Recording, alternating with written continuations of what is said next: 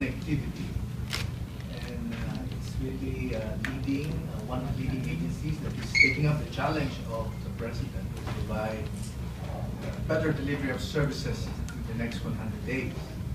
And what better way to achieve this in the most expeditious way than to partner with a leading service provider in the private sector, PLDT. I'd like to turn over now the mic to Secretary Togade to describe generally what these private public sector projects are. Ganyan talaga yan eh. Hindi may question mag-explain, di pinasa sa akin. Dalawang sentence lang. Secretary Togade will now explain. Yes sir, will do.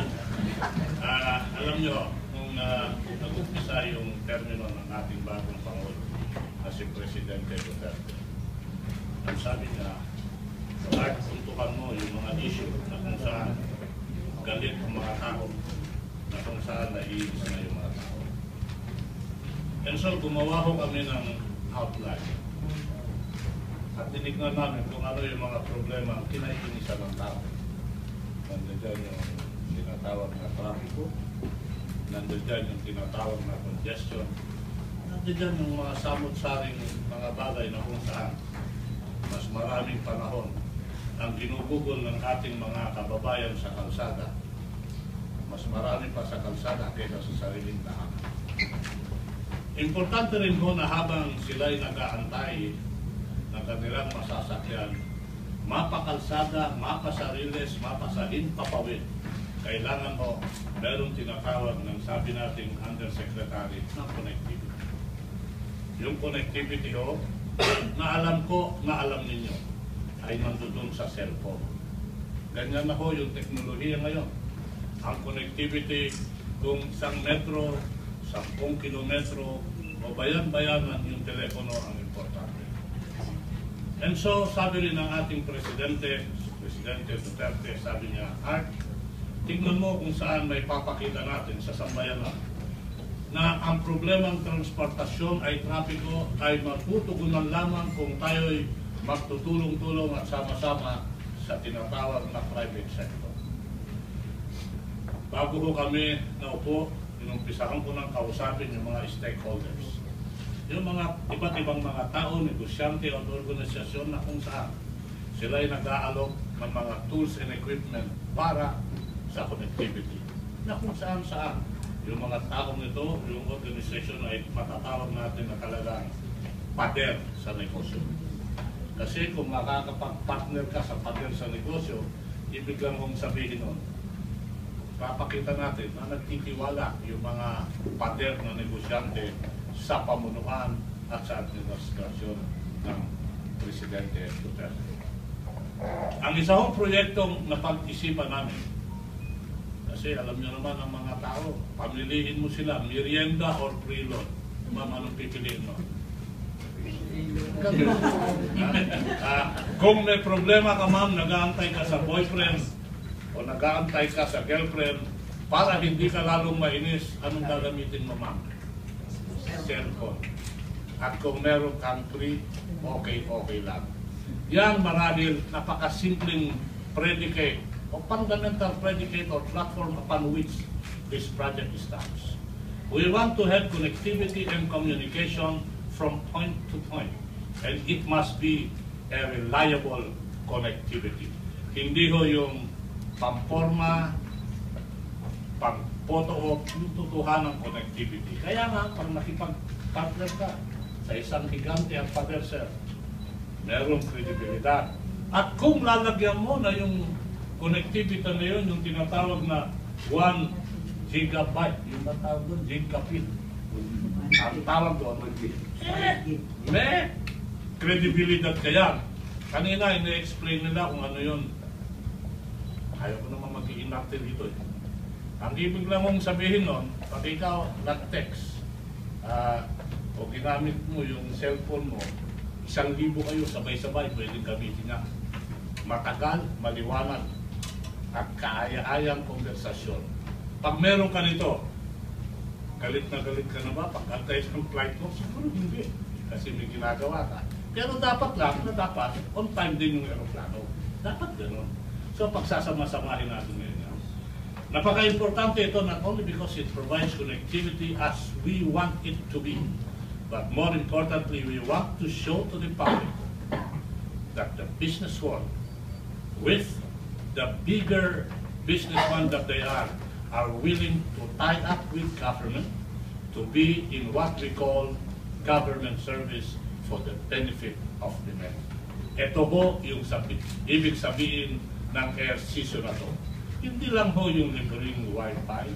Ang importante dito, at sinasabi natin, ang mga negosyante pwedeng tumanggap ng kurot at bumitbit ng dapat bitbitin upang makiisa sa ating pamahalaan sa tinatawag na pursuit for the benefit of the men.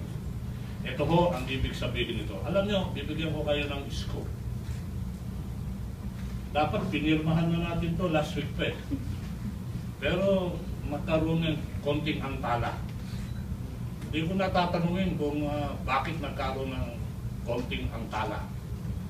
Pero pagdudugsong-dugsongin ko lang yung mga pagyayari at mga araw.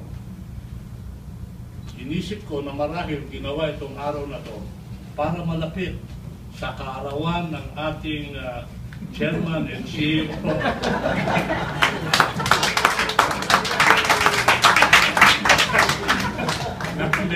Kaarawan niya, birthday niya sa Thursday. Hindi na tumalak siya. Sa birthday ni sir. So inisip ko na lang na the philanthropic man that he is, siguro diniregalo niya sa sarili niya to. Hindi mura to. Hindi mura tong proyektong to. May kamahalan. Kaya siguro yung birthday niya ngayon, nakapananak yun na lang yan. Yung God kasi meron ganito. So anyway, ganun ho yun. I'm happy because nung sabi ko sa kanila, assuming ko ba itong posisyon ko sa gobyerno, tinitignan lang ako. Sir, pwede nyo ba akong tulungan? Sabi nila ako, ngayon to, yung binitawan nilang sa akin na pangako na tutulungan ang pamahalaan, hindi ko ginagawa niya. And so this is what the exercise is all about. And if we have to be thankful about one thing, it is being thankful to a man and to an organization that is willing to take a pinch or even a hurt in the interest of the benefit of the men.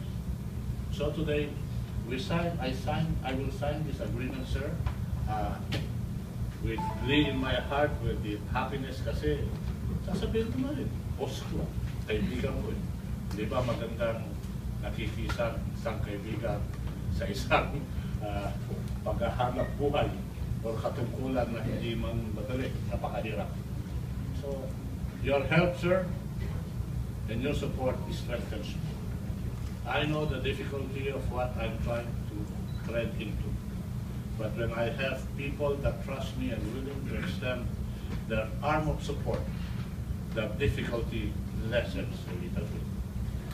So today we sign, and I sign with clear happiness. Liliwanagin ko lang po sa mga maglalagay ng ibang kahulugan ang pagpirma natin ngayon. Ang pipirmahan po natin, hindi po exclusive. Kung meron hong mga iba dyan na gustong magbigay ng tulong din, huwag na nung isipin, pangalawa kayo, pangatlo, binauna, huwag nyo na isipin. Ang importante, nakakatulong tayo sa pangkahalanan na walang hidden business agenda. You're all welcome. Anyone, everyone is welcome. Let all the businessmen that are well-meaning come, join the journey in government for the benefit of the many, and we shall welcome you all with open arms. Thank you very much, sir. Sana ho, hindi ito yung una at hindi ito yung huli. Marami pa kong mga pangangailangan dyan, gaya ng speedboat.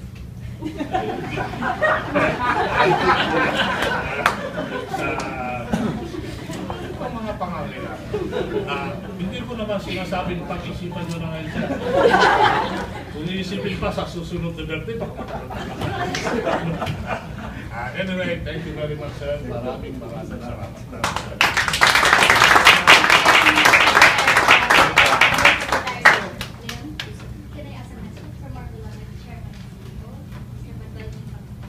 Well, unang-una gusto magpasalamat kay Secretary Art Tugade for this opportunity to help the government and principally the anong departamento mo? DOT na lang.